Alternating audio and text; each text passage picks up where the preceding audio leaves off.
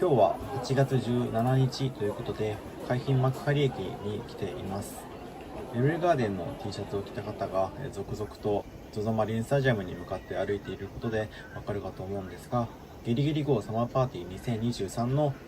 千葉公演最終日ということで、私はチケット残念ながら当選しなかったので、熊本に遠征に行ったんですが、やっぱりこの千葉での ZOZO マリンでの公演も見ておきたいなと思ったので、音漏れに参加しようと思ってお昼頃に来ました。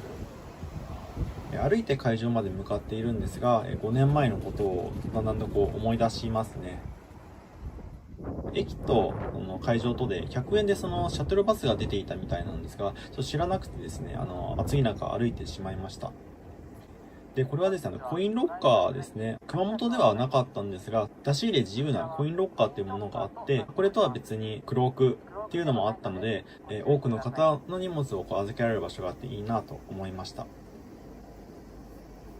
で、会場に着くとですね、長蛇の列ができていまして、バックドロップと一緒に写真を撮るためのフォトスポットに皆さん並んでいました。で、こちらが物販エリアなんですが、オンラインもあるということで、結構ガラガラですんなり入れる感じでした。で、これが救護エリアですね。学生のキャッシュバック等もここでやっていました。で、これがレフトスタンド側のフードコートになります。ピザだったり、ケバブだったり、あとは暑かったのでかき氷に結構列ができていました。このキュウリもですね、今は並んでいないんですけど、地味に食べ歩きで歩いている方がいて、後で食べてみようかなと思いました。で、スタジアムの正面に着きました。エルレのメインビジュアルが出ているので、これと一緒に記念撮影をしたくてですね、みんな長蛇の列で並んでいました。これがライトスタンド側の正面ゲートになります。5年前はこの奥の海浜幕張公園というところまで物販の列が伸びていて、朝に並んで昼過ぎまで炎天下の中並び続けたので、日焼けをして相当大変だった思い出があります。で、これがウォーターステーションですね。最近サマーソニック等で熱中症で倒れる方が続出するというニュースがありましたが、エルレは無料で水が配られていて、コップも渡してもらってその場で好きなだけ飲んでいいですよということでもありましたし、あとは自前のそのペットボトル等に移し替えて会場の中に持ち込んでもいいですよということだったので、相当手厚いフォローがされていたんじゃないのかなと思います。で、こうした黄色いカゴの中にですね、塩飴っていうんですかね、熱中症対策の塩分を取るために、この飴も無料で持ってっていいですよということだったので、やっぱり採算度外視でみんながハッピーになれるように対策をしているそのエルレとそのスタッフの素晴らしさがこういうところに垣間見えたんじゃないのかなと思います。ここからはライトスタンド側のフードコートエリアになります。一旦会場全部見て回ってからお昼ご飯に何を食べようか決めようと思っていたので、一旦奥まで行っちゃおうかなと思って歩いています。で、この見えるその列はですね、ストロベリーマルガリータの列ですね。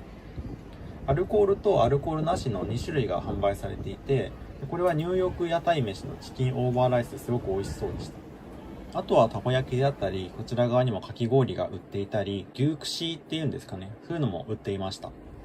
で、私のお目当てはというと、一番奥にあるこちらですね。カレーハウス横浜ボンベイさんの高田馬場店と高田雄一さんがコラボしたカレーライスです。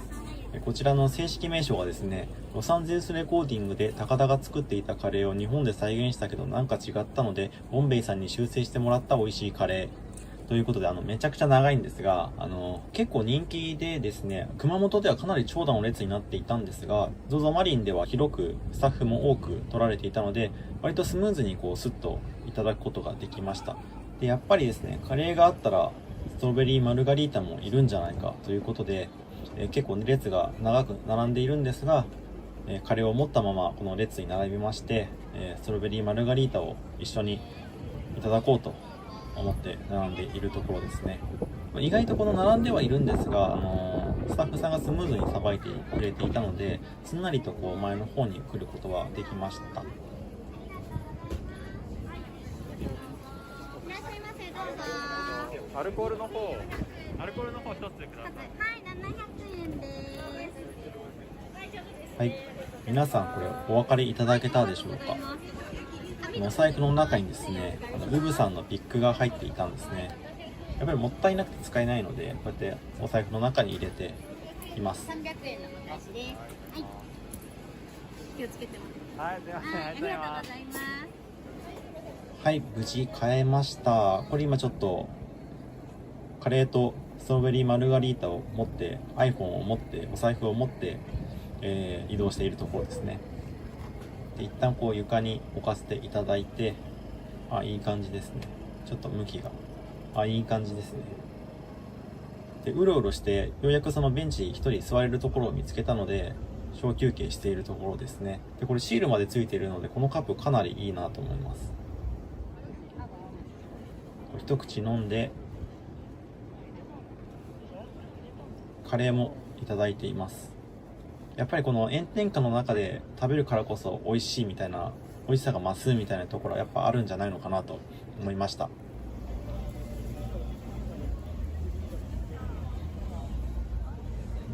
かなり空も晴れていてですね、若干聞こえるかどうかわからないんですが、パーフェクトサマーのリハの音漏れが聞こえてきてですね、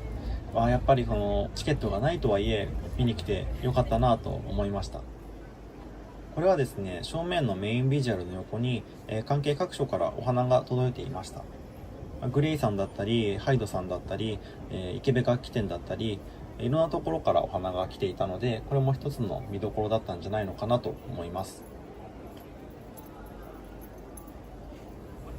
これさっき気になってたキュウリをですね、1本いただいて食べ歩きながらうろうろしてみました。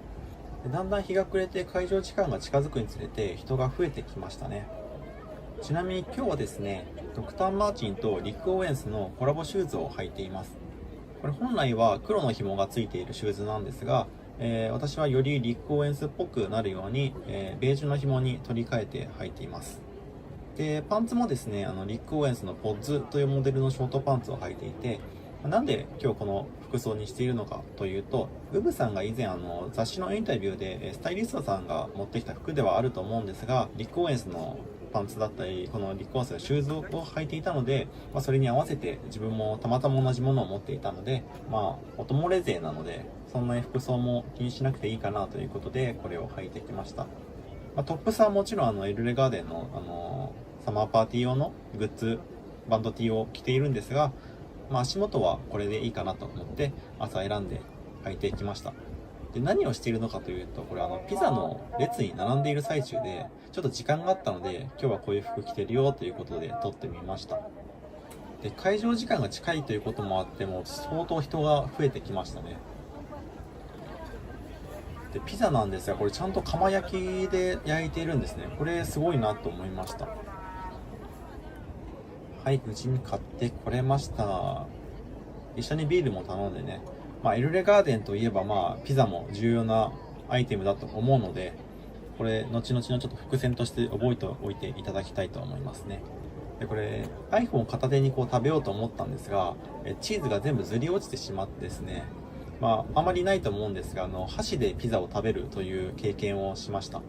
もしかしたらこの咀嚼音がちょっと入っちゃっていて、気持ち悪いなと思う方もいらっしゃるかもしれないんですが、その際はその音をね、小さくしていただくか、ミュートしていただければいいかなと思います。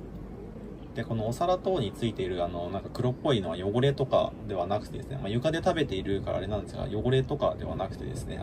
窯焼きなので、その炭みたいなものが、ちょっとついちゃっているのかなと思います。汗もかいて一日中ヘロヘロになっていたので、かなり美味しかったですね。でですね、一日中撮影をしていたらですね、充電が切れそうになったので、充電器を一旦借りにコンビニにですね、戻りました。でその帰りにまた会場に戻ろうとしたらですね、かなり夕日が綺麗で、いい感じのサンセットビーチになっているんじゃないのかなと思いました。で上演時間が近づいてきたので、かなり人も少なくなってきました。音漏れ勢の方もいるのかなと思いますね。さあ、いよいよ始まります。でですね、やっぱり権利関係をちゃんとしておきたいので、あまりその演奏等は載せないようにします。いろいろカットさせていただいて、ただ来れなかった方向けにどういう雰囲気だったのかっていうのをちょっとお伝えできたらいいなと思っているので、なるべくその音が入っちゃっているところとかは、アフレコでこの音をかぶせて、聞こえにくいように BGM になるぐらいの気持ちで編集していけたらなと思います。で、最初の数曲はメインのビジュアルの前で聴いていたんですが、正面のエントランスの部分よりもやっぱり音漏れはライトスタンドもしくはレフトスタンドのゲート入り口の方がよく聞こえるということで、レフトスタンド側に移動しているところですね。で、5年前の2018年の復活公演では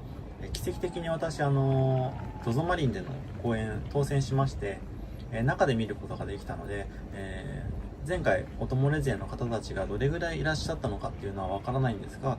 今日もですね、奥の方にだいぶ集まってますね。